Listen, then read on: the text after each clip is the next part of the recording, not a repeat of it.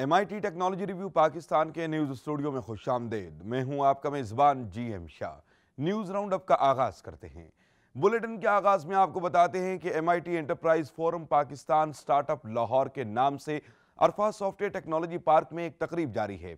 इस 2 रोज़ा तकरीब में सरमायाकारों, mentors, entrepreneurs, speakers, tech companies, accelerators और मीडिया ग्रुप को एक ही जगह इकट्ठे होने का मौका मिल रहा है।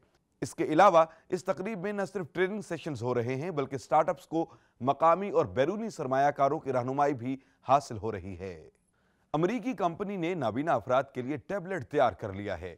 ये टैबलेट एक मखसूस निज़ाम के जरिए अपनी स्क्रीन पर मौजूद आम तहरीर को ब्रेल कोड में तब्दील कर देता है, जो स्क्रीन से मुंसलिक ब्रेल बोर्ड पर उभारों की शक्ल में नमूदार हो जाती है और नाबीना अफराद हाथ से छू कर इसे पढ़ सकते हैं। इस बोर्ड को इस्तेमाल करते हुए नाबीना सारिफीन लिख भी सकते हैं। ब्रेल टैबलेट के खालिक का कहना है कि आजकल जदीद टेक्नोलॉजी का दौर है, जिससे हर शख्स मुस्तफीद हो रहा है, फिर नाबीना अफराद क्यों इससे महरूम रहें। इस टैबलेट की कीमत फिलहाल 4,24,000 रुपए रखी गई है, लेकिन कंपनी का कहना है कि वो बहुत जल्द इसकी कीमत कम कर देगी।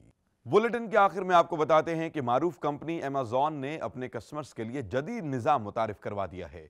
इस निज़ाम के तहत खरीदारी के लिए आपको लंबी कतार में खड़ा होने की जरूरत नहीं पड़ेगी।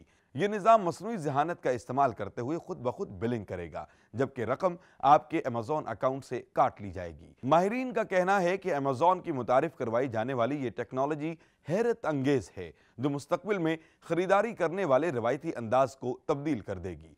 फिलहाल इस स्टोर की एक ही ब्रांच है, जिसको अमरीकी रियासत सियाटल में कायम किया गया है और इसको अमेज़न गो के नाम से मंसूब किया गया है।